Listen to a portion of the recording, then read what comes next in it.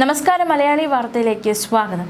മുഖ്യമന്ത്രി വി.ഡി. സതീശൻ താൻ അധികാരത്തിലേറുന്ന സമയത്ത് പറഞ്ഞ ചില കാര്യങ്ങളൊന്നാണ്, തനിക്ക് അധികം പോലീസുകാരുടെ സുരക്ഷ ആവശ്യമില്ല, 100 വണ്ടികളുടെ അകമ്പടി തനിക്ക് ആവശ്യമില്ല എന്നതടക്കമുള്ള ഒരു പ്രസ്താവന അദ്ദേഹത്തിൻ്റെ ഭാഗത്തു നിന്നുണ്ടായിരുന്നു. മാത്രമല്ല, താൻ എവിടെയെങ്കിലും പോകുമ്പോൾ പൊതുജനങ്ങളെ ഒരു രീതിയിലും ബുദ്ധിമുട്ടിക്കരുത് എന്നതടക്കമുള്ള നിർദ്ദേശങ്ങൾ മുഖ്യമന്ത്രി നൽകിയിരുന്നു.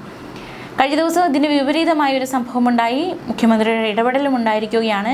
താൻ യാത്ര ചെയ്യുമ്പോൾ പരമാവധി കുറച്ച് പോലീസുകാരെ മാത്രമേ സുരക്ഷാ ഡ്യൂട്ടിക്ക് നിയോഗിക്കാവൂ എന്ന മുഖ്യമന്ത്രിയുടെ നിർദ്ദേശം അത് അദ്ദേഹം നൽകിയിരുന്നു. അതിനിടെ ശാന്തിഗിരിയിലേക്കുള്ള അദ്ദേഹത്തിൻ്റെ കഴിഞ്ഞ ദിവസത്തെ യാത്രയ്ക്കായി പോലീസ് 92 ഉദ്യോഗസ്ഥരെ നിയോഗിക്കുകയുണ്ടായി. ഇത് അദ്ദേഹത്തിൻ്റെ ശ്രദ്ധയിൽപ്പെടുന്നു. പിന്നാലെ തന്നെ വലിയ രീതിയിലുള്ള ഇടപെടൽ ഉണ്ടാകുന്നു. മുഖ്യമന്ത്രിയുടെ ഓഫീസ് അമിത സുരക്ഷ ആവശ്യമില്ലെന്ന് നിർദ്ദേശിച്ചു. ഇതോടെ ഉദ്യോഗസ്ഥരുടെ എണ്ണം കുറയ്ക്കുന്ന സാഹചര്യം ഉണ്ടായി. വിവിധ രാഷ്ട്രീയ കക്ഷികളുടെ പ്രതിഷേധം മുഖ്യമന്ത്രിക്ക് നേരെ ഉയരാൻ സാധ്യതയുണ്ട് എന്ന ഒരു വിലയിരുത്തലിൻ്റെ അടിസ്ഥാനത്തിലാണ് അദ്ദേഹം പോകുന്ന വഴിയിലുടനീളം പോലീസിനെ നിയോഗിച്ച് റൂറൽ എസ്.പിയുടെ നേതൃത്വത്തിൽ വൻ സുരക്ഷ സജ്ജമാക്കിയത്. 22 SIമാർ, 3 DYSPമാർ, മഫ്തിയിൽ 50ഓളം പേർ തുടങ്ങിയവർ ഉൾപ്പെട്ടതായിരുന്നു ഈ പോലീസ് സുരക്ഷാ സംഘം. നെടുമങ്ങാട്, ആറ്റിങ്ങൽ, വർക്കല പോലീസ് സബ് ഡിവിഷനിലുള്ള ഉദ്യോഗസ്ഥരെയാണ് സുരക്ഷാ ഡ്യൂട്ടിക്ക് വേണ്ടി നിയോഗിച്ചത്. വിവരം കിട്ടിയതിന് പിന്നാലെ മുഖ്യമന്ത്രിയുടെ ഓഫീസ് സംഭവത്തിൽ ഇടപെടൽ നടത്തി. പരിപാടി നടക്കുന്ന നെടുമങ്ങാട് സബ് ഡിവിഷനിലെ ഉദ്യോഗസ്ഥരെ മാത്രം ഡ്യൂട്ടിക്ക് നിയോഗിച്ച് പിന്നാലെ പരിഷ്കരിച്ച ഉത്തരവ് പുറത്തിറങ്ങുകയായിരുന്നു. യാത്രകളിൽ മുന്നിലുള്ള പൈലറ്റ് വാഹനം മാത്രം മതിയെന്നായിരുന്നു മുഖ്യമന്ത്രി നിർദ്ദേശിച്ചിരുന്നത്. പക്ഷേ സുരക്ഷാ കാരണങ്ങളാൽ എസ്കോർട്ട് വാഹനം കൂടി പോലീസ് ഏർപ്പെടുത്തി. അതേസമയം കറുത്ത കാറിൽ യാത്ര ചെയ്യില്ലെന്ന് എപ്പോഴെങ്കിലും താൻ പറഞ്ഞിട്ടുണ്ടോ എന്ന ഒരു ചോദ്യമൊക്കെ നേരത്തെ മുഖ്യമന്ത്രി വി.ഡി. സതീശൻ ഉന്നയിച്ചിരുന്നു. എന്താ കറുത്ത കാറിന് കുഴപ്പം? ഈ സാഹചര്യത്തിൽ പുതിയ കാർ വാങ്ങിയാൽ തെറ്റായ സന്ദേശം നൽകും. അതായത് അദ്ദേഹം അധികാരമേറ്റ ഉടനെ തന്നെ പറഞ്ഞ കാര്യങ്ങളാണ്. ഏത് വണ്ടിയാണോ ലഭ്യം അത് ഉപയോഗിക്കും. പുതിയ കാർ വാങ്ങിയാൽ ആരും ഒന്നും പറയില്ല, പക്ഷെ അത് തെറ്റായ സന്ദേശമാകും നൽകുക എന്നായിരുന്നു മുഖ്യമന്ത്രി വി.ഡി. സതീശൻ്റെ പ്രതികരണം. 10,000 കിലോമീറ്ററോ 1,00,000 കിലോമീറ്ററോ ഓടിയ വണ്ടിയാണെങ്കിലും അത് സ്വീകരിക്കും. ഭയങ്കര ലാളിത്യമുള്ളയാളാണെന്ന് അവകാശപ്പെടുന്നില്ല. ഫുൾ കോൺവോ ഉണ്ടാകില്ല. എസ്കോർട്ട് വേണമെന്ന് പറഞ്ഞിട്ട് പോലീസ് സമ്മതിച്ചില്ല. 3 വണ്ടികൾ കൂടുതൽ വേണ്ടെന്ന് പറഞ്ഞിട്ടുണ്ട്. മുമ്പ് കൂടുതൽ വാഹനങ്ങൾ ഉപയോഗിച്ചവരെ തെറ്റ് പറയില്ല എന്നും മുഖ്യമന്ത്രിയുടെ സുരക്ഷാ കേന്ദ്രമടക്കം നോക്കുന്നതാണെന്നും വി.ഡി. സതീശൻ കൂട്ടിച്ചേർത്തിരുന്നു. മാത്രമല്ല, തൻ്റെ സഞ്ചാരത്തിനായി പൊതുജനങ്ങളെ വഴിയിൽ തടയുന്ന രീതി ഒഴിവാക്കണമെന്നും മുഖ്യമന്ത്രി വി.ഡി. സതീശൻ പറഞ്ഞിരുന്നു. DGPക്ക് നേരിട്ടാണ് മുഖ്യമന്ത്രി നിർദ്ദേശം നൽകിയത്.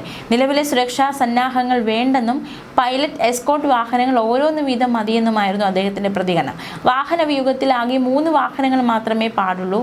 നേരത്തെ നമുക്കറിയാവുന്ന പോലെ തന്നെ മുൻ മുഖ്യമന്ത്രി പിണറായി വിജയൻ്റെ സുരക്ഷാ സംവിധാനങ്ങൾ വലിയ രീതിയിൽ രാഷ്ട്രീയ വിവാദങ്ങൾക്ക് കാരണമായതാണ്, ജനരോഷത്തിന് കാരണമായതാണ്.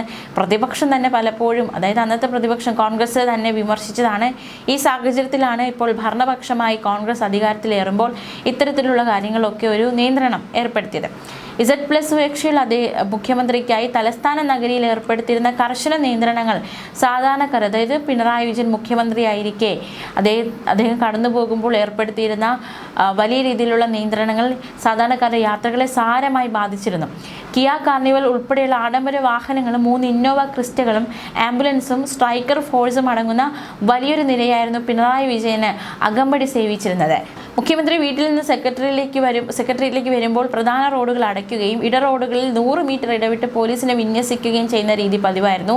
മുഖ്യമന്ത്രിയുടെ ഓഫീസിന്റെ ആവശ്യപ്രകാരമായിരുന്നു അഡ്വാൻസ് പൈലറ്റ് സംവിധാനം ഉൾപ്പെടെ ഏർപ്പെടുത്തിയത്. എന്തായാലും നിലവിലെ മുഖ്യമന്ത്രി അദ്ദേഹം ഇത്തരത്തിലൊന്നും ആവശ്യമില്ല എന്ന് പറയുമ്പോൾ പോലും അദ്ദേഹത്തിന്റെ നിർദ്ദേശം അത്തരത്തിൽ ഉണ്ടെങ്കിൽ പോലും സുരക്ഷ പൂർണ്ണമായി ഒഴിവാക്കാനാകില്ല എന്ന നിലപാട് നേരത്തെ തന്നെ DGP വ്യക്തമാക്കിയിരുന്നു.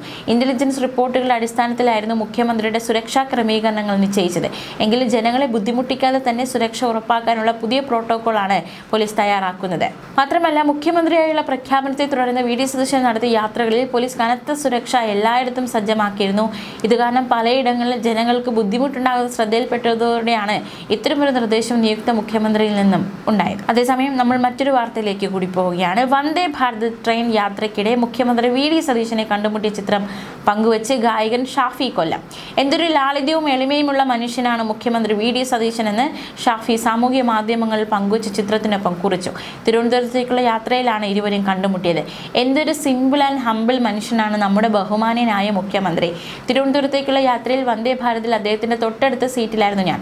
അടുത്തു ചെന്ന് സ്വയം പരിചയപ്പെടുത്തിയപ്പോൾ അറിയാം, ഒരുപാട് കേട്ടിട്ടുണ്ടല്ലോ എന്നായിരുന്നു അദ്ദേഹത്തിന്റെ മറുപടി. ഏറെ അഭിമാനം. സെൽഫി എടുക്കാൻ സമ്മതം ചോദിച്ചതും അതിനെന്താ വാ എടുത്തോളൂ, ഇവിടെ ഇരുന്നോളൂ എന്ന് മറുപടിയിൽ അനുഭവിച്ചറിഞ്ഞു ജനങ്ങളുടെ നേതാവ് എന്തായിരിക്കണമെന്ന്. അങ്ങ് നീണാൾ വാഴട്ടെ സാർ എന്നായിരുന്നു ഷാഫി കൊല്ലം കൂട്ടിച്ചേർത്തത്. അതേസമയം ഇനി നമ്മൾ മറ്റൊരു വാർത്തയിലേക്ക് കൂടി പോകുന്നു. മുഖ്യമന്ത്രി വി ഡി സതീശനെതിരെ വിമർശനവുമായി രാജ്യസഭാ എം പി എ റഹീം. മുഖ്യമന്ത്രി വി ഡി സതീശന് മംഗലാപുരം യാത്രയുമായി ബന്ധപ്പെട്ട് ആണ് ചോദ്യങ്ങളുമായി റഹീം രംഗത്ത് വന്നിരിക്കുന്നത്. കടൽ കൊള്ളയ്ക്ക് മുൻപ് നടന്നത് വകുപ്പ് കൊള്ളയാണോ എന്നും ചുറ്റിലുമിരുന്ന തന്റെ പാർട്ടിക്കാർ പോലും അറിയാതെ സതീശൻ വകുപ്പ് കൊള്ള നടത്തിയെന്നും റഹീമിന്റെ വിമർശനം.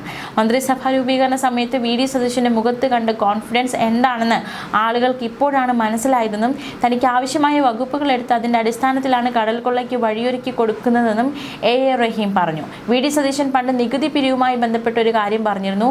പൂമ്പാറ്റ പൂവിൽ നിന്ന് തേൻ കുടിക്കുന്നത് പോലെ പൂ പോലും അറിയാതെ എന്നാണത്.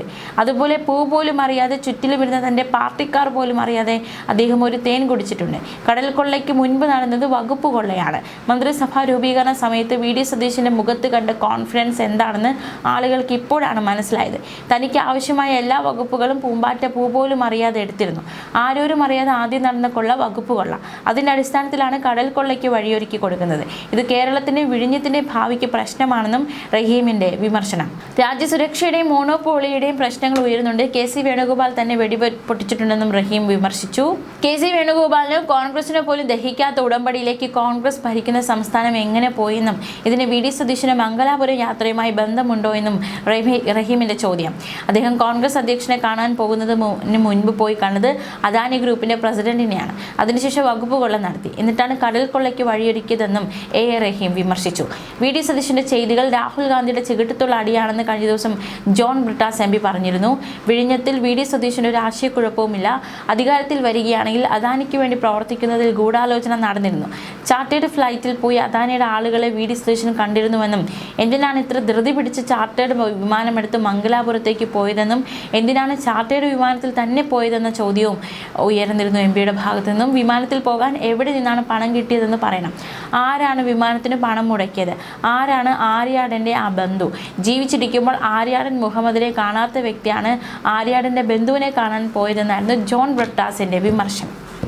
ന്യൂസ് ഡെസ്ക് മലയാളി വാർത്ത.